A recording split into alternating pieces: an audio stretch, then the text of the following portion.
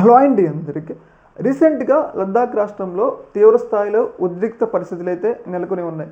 ఇక్కడ మీరు చూసుకున్నట్లయితే పెద్ద ఎత్తున లడాక్ ప్రాంతంలోని స్థానిక ప్రజలు లడాఖ్ని ప్రత్యేక రాష్ట్రంగా గుర్తించాలని చెప్పేసి చాలా పెద్ద ఎత్తున రోడ్ల మీదకి వచ్చి స్థానికంగా ఉన్న బీజేపీ కార్యాలయం మీద దాడి చేయడం, అలాగే సిఆర్పిఎఫ్ పోలీసు వాహనాల మీద పెద్ద స్థాయిలో దాడి చేసి నిప్పిపెట్టడం, ఇవన్నీ కూడా చాలా పెద్ద స్థాయి ఘర్షణ అయితే జరిగిందనమాట. అయితే దీని మీద రీసెంట్గా సిబిఐ ఎంక్వైరీ ప్రారంభించిందనమాట. సిబిఐ ఎంక్వైరీ ప్రారంభించడానికి ప్రధాన కారణం ఏంటి అంటే దీని వెనక విదేశీ శక్తులు ఉన్నాయి. ఇక్కడ మీరు చూసుకున్నట్లయితే ఈయన ఉన్నారు కదా, సోనం వాంగ్చుంగ్ అనమాట.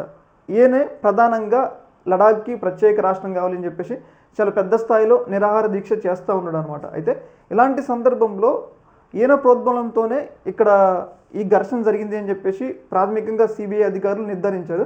ఈయన గత ఫిబ్రవరిలో పాకిస్తాన్ కూడా వెళ్ళిండంట. అంటే మనకి పాకిస్తాన్కి అస్సలు పడట్లే. అలాంటి సందర్భంలో ఆయన గత ఫిబ్రవరిలో పాకిస్తాన్ వెళ్ళిండు.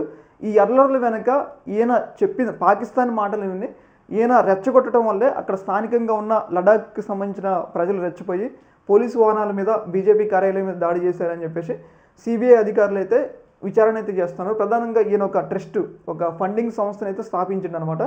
ఆ సంస్థకి ఎక్కడెక్కడి నుంచి నిధులు వచ్చినాయి, దీని వెనక విదేశీ వ్యక్తులు ఎవరు ఉన్నారా అని చెప్పేసి ఆయన మీద సిబిఐ అయితే ఒక ప్రత్యేక నిఘా పెట్టిందని చెప్పేసి మనకి అర్థమవుతుంది.